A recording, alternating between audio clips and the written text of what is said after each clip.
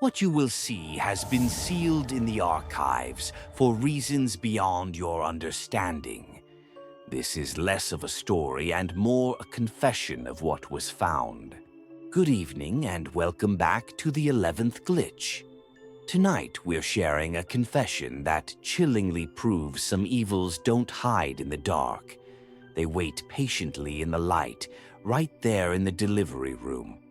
This is the deeply unsettling story of a mother, Sarah Peterson, and the fateful day she realized her newborn son, Ethan, was born not just with a soul, but with a horrifying claim check, and the entity that held the original receipt. It never once stopped collecting its due. The truth is, while some mothers feel an instant, overwhelming tide of love for their babies, Sarah felt something else entirely. She felt fear, a profound, primal, sickening dread that began with an impossible smell, a stench of rotting meat and old cemetery earth. Just hours after her son, Ethan, took his first ragged breath. The hospital was a typical sterile box in suburban New Jersey, but it possessed a grim geographical secret. It was nestled right up against the sprawling, historic grounds of a colonial graveyard. Sarah was utterly exhausted after the arduous, hours-long birth. It was late, well past midnight. The minute the staff dimmed the overhead lights, the entire room seemed to turn Arctic cold. She told me she initially dismissed the chill as just the lousy hospital ventilation, but then came the smell, the odor that defied logic. It wasn't blood, it wasn't antiseptic, and it certainly wasn't the scent of a new baby. It was something deep, metallic, and profoundly wrong. She described it as the stench of 1,000 forgotten things. The night nurse, a hardened veteran, noticed it too.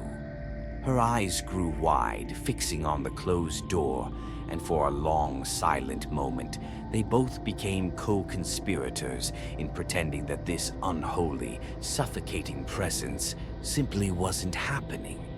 When they finally brought Ethan home, her husband, Jake, a truly spiritual man with a background as a military chaplain, took one look at his infant son, and his entire face just collapsed into an expression of unadulterated terror. "Sarah," he whispered, his voice dangerously low, "listen to me. He's marked. We need to be vigilant, every minute of every day. This child, he already has a shadow that doesn't belong to him." Jake had to leave shortly after for a deployment, and that shadow became their devastating new reality. Ethan was impossible. The day was manageable, but the moment the old town church bell tolled 8 p.m., the screams started. They were piercing, inhuman cries. He wouldn't look at them. His gaze would fixate on a spot on the ceiling no one else could see, and the sweat would pour off his tiny body like water. But the night Sarah found the definitive evidence, that's the moment the terror became concrete. She was throwing out the trash after a late Eid dinner. She walks back past the bathroom and she sees it. The bathroom floor is a step up from the hallway, remember? She sees a foot. A massive, filthy, bare, and muddy foot dangling from the open bathroom door, its grotesque toes just touching the hallway rug. She saw it for only a second before it whipped back inside with unnatural speed. When Jake rushed to check, there was nothing inside the bathroom. But on the clean white tile, clear as day, was one enormous, wet, muddy footprint. A quick, unsettling scraping sound, closer this time. They moved. They had to. They rented a small, unassuming condo near the coast, miles from that graveyard. They thought the Tawiz Jake procured, and the promise of a fresh, salty start would be enough to break the connection. They were terribly wrong. When Ethan was 2, they hired a young nanny, Nicole. One unfortunate night, Sarah and Jake were on a late shift. Nicole's shift ended not with a pleasant goodbye, but with a frantic 911 call. She later told Sarah in a trembling voice that she was sitting quietly by Ethan's crib when she saw it. A woman, tall, terrifyingly rail-thin, wearing a filthy, tattered white gown, lying completely still next to the boy, stroking him. Nicole was instantly frozen, paralyzed in the chair, unable to move, unable to scream. Then the entity leaned in closer to the child. Nicole saw a long, black, leathery tongue slide out of the woman's cavernous mouth, and slowly, deliberately, it started to lick Ethan's cheek. The second Nicole managed to force out a scream, she fainted dead away. Sarah and Jake rushed home in a panic. Nicole was on the floor, but Ethan, he was found lying upside down on the back deck, seemingly tossed out. The doctor said he suffered a massive shock, syncope, from overwhelming, immediate fear. This thing wasn't just observing, it was possessive and violently tactile. The final, decisive straw came a month later. Sarah was taking a hot shower, desperate to wash off the relentless psychological stress. The lights begin to flicker wildly, and the familiar, sickening smell of rot floods the steam-filled cubicle. Then the lights die completely. She felt 2 massive, gritty hands, coarse and abrasive like sandpaper, press hard onto her chest, then slide deliberately down to her stomach. She couldn't draw a breath, couldn't scream. She was certain she was going to die right there. A deep, guttural female voice breathed right next to her ear, saying only 3 simple, terrifying words. "That baby is mine." Jake broke the flimsy bathroom door down with a terrifying crash. The light snapped back on instantly. Sarah fell out onto the tile, clutching her abdomen in pain and fear. Right above her navel, 2 jagged claw marks had torn the skin, deep and bleeding. The thing wasn't just a shadow, it was violently marking its physical claim on her. The Petersons ran again.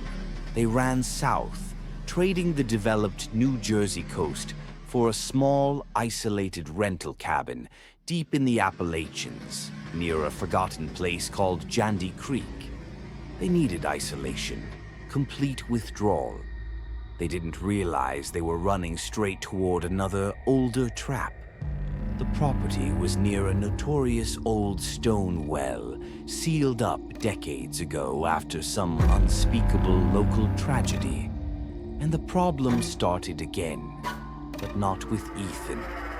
Their neighbor's daughter, Sierra, a college kid staying with them, started doing the exact same thing Ethan used to do. Every night she'd get up, silent and still, staring out the window at that old, sealed well.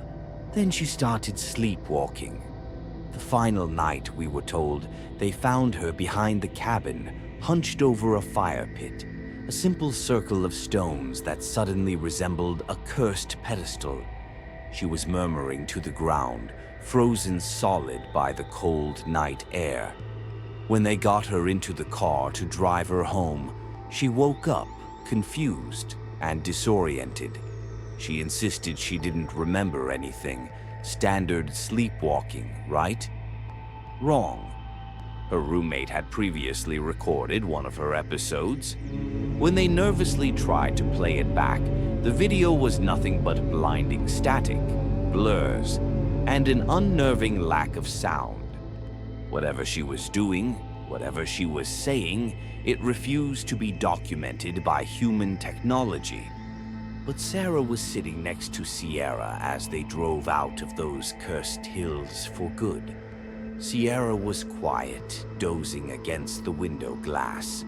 And that's when the message came. Sierra's eyes were closed, but she whispered 3 clear, distinct, and utterly chilling sentences.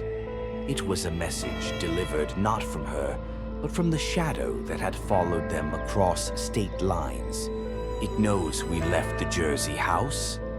It knows we are here. He told me he will call me again. Sarah and Jake never found peace. They learned the hard way that a haunting isn't about a house. It's about a claim. A claim sealed with a physical scratch on a mother's skin and chillingly whispered into an innocent girl's ear 1,000 miles away. The entity that attached itself to Ethan at birth saw him as its property, its birthright. And even though the Petersons change their address with desperate frequency, they can't change the terrifying, constant truth. The debt is still outstanding. They watch Ethan every single day, waiting for the phone call, the heavy, muddy footsteps, or the telltale scent of decay that means the collector has come back to claim what is rightfully theirs.